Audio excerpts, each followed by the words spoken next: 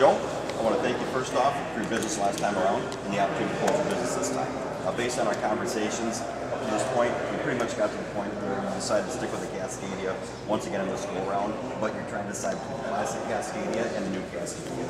For that purpose, we brought one out here to show you. We'll do a quick walk around here, identify the feature advantages and benefits of this particular platform and how it pertains to your hot buttons, your fuel economy concerns, driver comfort concerns, and safety issues, and also too how it compares to the current classic Cascadia.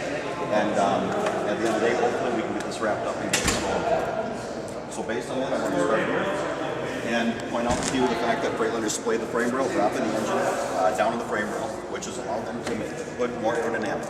A little smaller grill opening, obviously the purpose of that is to improve aerodynamics and improve fuel economy. Also, it's a three-piece hood. It reduces the cost of repairs and the need if there ever is any need. The bumper, the new aerodynamic design, once again same thing, improving on fuel aerodynamics and fuel economy. It's also a two-piece design. One person can easily remove from the truck. It's also mounted aft of the hood to reduce the cost of repairs and the frontal impact. The cab is available in two aero configurations. We have an Aero and Aero X. The Aero configuration consists of an aerodynamic mirrors, triple seal doors, chassis fairings, 20-inch cab extenders, and wheel covers. The Aero X package consists of all the Aero package options. On top of that, you got 24-inch cab extenders and drive axle wheel fairings. The purpose of all this, of course, is to make it more streamlined and once again impact the fuel economy. IDP, Integrated Detroit Powertrain. What that consists of is the Detroit DD50 or DD13 downsped engine, a DT12 automated manual transmission with IDP4 programming, and Detroit rear axles with either a 285 rear ratio in overdrive or 228 or 216 rear ratio in a direct. Of course, what this does is a fully integrated driveline improves on the three components working together, once again adding to fuel economy.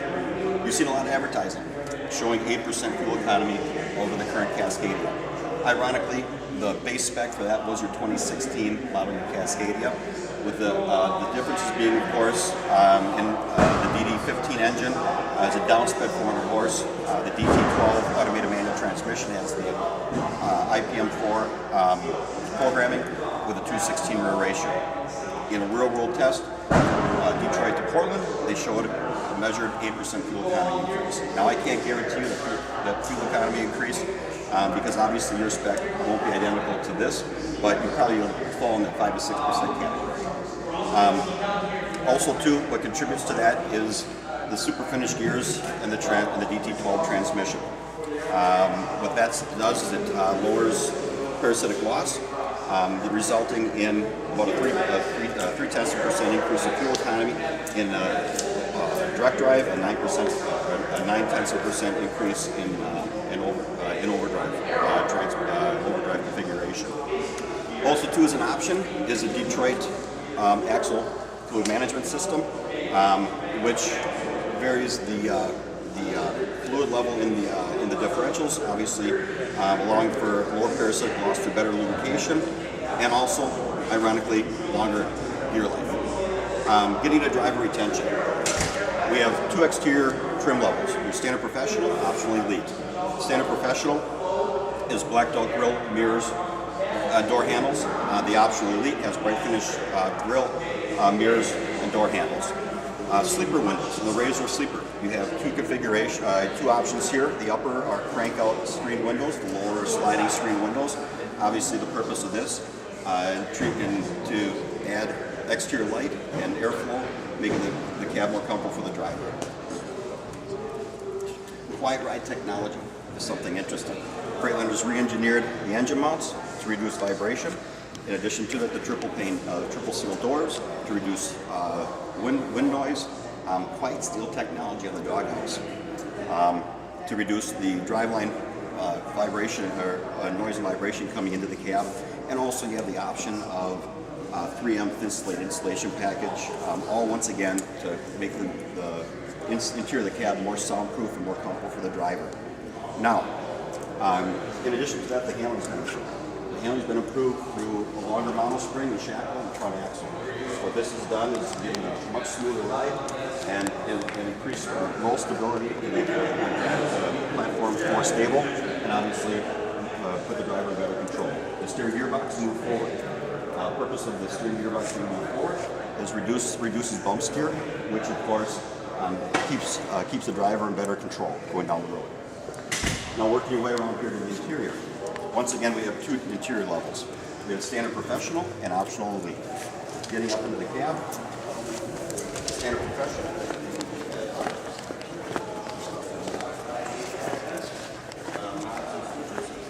The optional elite package has bright finish HVAC vents, knobs and switches, and also steering wheel controls. We have a much more intuitive instrument panel and knob and switch layout, more aerodynamic or more automotive based, which obviously puts more information in front of, more user friendly for the driver, making them more comfortable behind the wheel.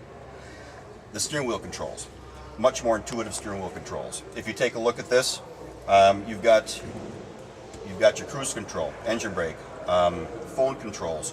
In addition to that, as part of the new instrument panel, you have a 5-inch display, and you're able to navigate that with the switches on the dash here. Once again, keeping the driver focused on what he's doing, hands on the wheel, keeping the information he needs to do his job, and also keeping focused on what's going down the road in front of him.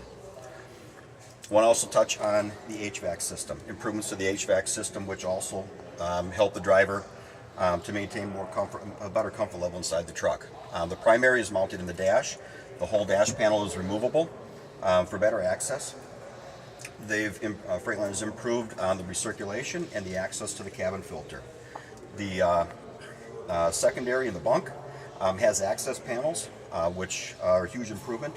Obviously for maintenance purposes, keeping both functioning properly, keeping the driver comfortable, and also both use a brushless motor design.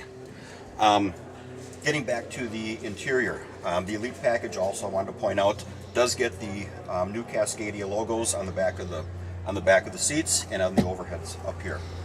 Now getting into the sleeper. A lot of improvements here.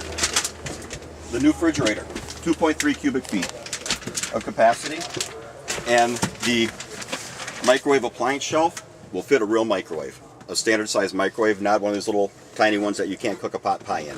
So basically, drivers are spending more time on the road. Between the refrigerator and the appliance shelf here, the drivers are able to stay more comfortable inside the truck, and obviously, stay away from truck stop food. There's also an optional wall-mounted antenna bracket. There's a TV bracket that'll accommodate up to a 26-inch TV.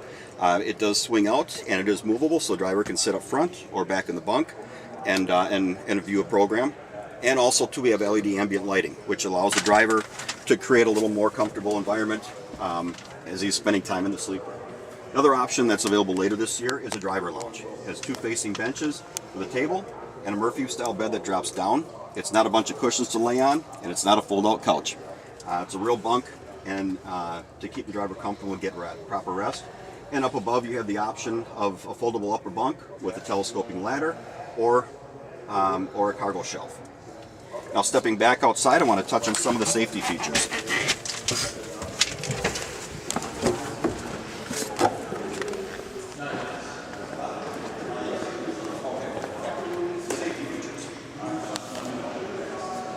Starting with the headlights. LED headlights are standard. Halogen are optional. It gives you a more focused, brighter light, giving better visibility at night and in inclement weather. The windshield.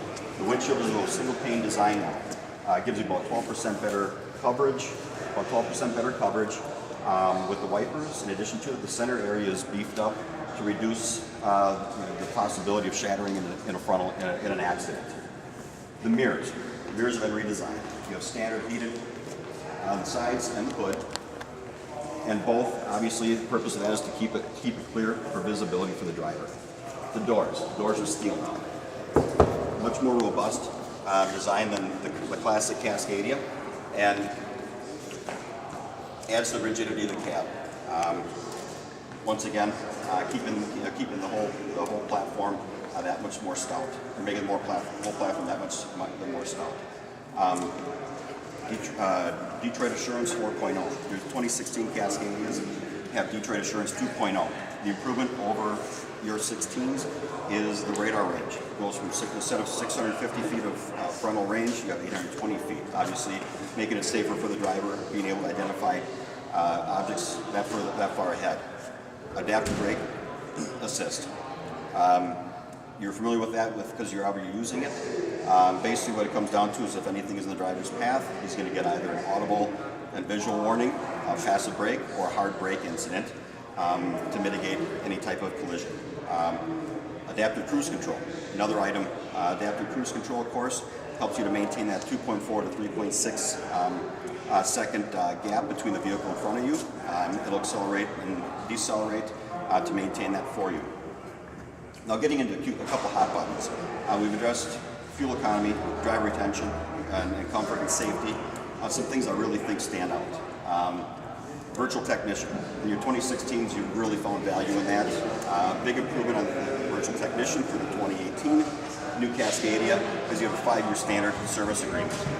In addition to that, there's a new web portal. You have remote access to DDEC reports, and there is a web-based app that will be available shortly. Remote downloads. Remote downloads are something that basically your engine, your transmission, and your emissions updates are automatically downloaded as the truck is going down the road. You don't have to pull it off the road, pull it out of service, which costs you money. Downtime costs money. In addition, any of those updates obviously improve the efficiency and the operation of the vehicle. Detroit Connect analysis. You love data. You love data, and you like to constantly improve on your fleet's operations. What they have access to the Detroit Connect analysis is a wealth of information to disseminate, help you to identify areas where you can make improvements, streamline your operation from a service standpoint, driver comforts, and also identify problems. Problem drivers who aren't operating as efficiently as some of the other drivers. And one last thing I want to touch on as far as hot buttons, let's put it that way. Your current Cascadia has a cab SAM and a chassis SAM. Freightliner has engineered what they call the E-Vault into the new Cascadia. With the E-Vault, they've created a removable panel. Installed a removable panel. You can actually move it with no tools. And inside that, we have a single SAM, which replaces the chassis SAM and the cab SAM. You also have your fuse and relay box, and you also have your cab battery access. The nice thing about this is it's all inside the truck. Also, too, it reduces wires, electrical, cuts down on downtime, maintenance issues, and just bottom line contributes to keeping this truck on the road. Now, okay. Your classic Cascadia versus the new Cascadia, roughly about a $4,200 premium for the new Cascadia over the classic Cascadia.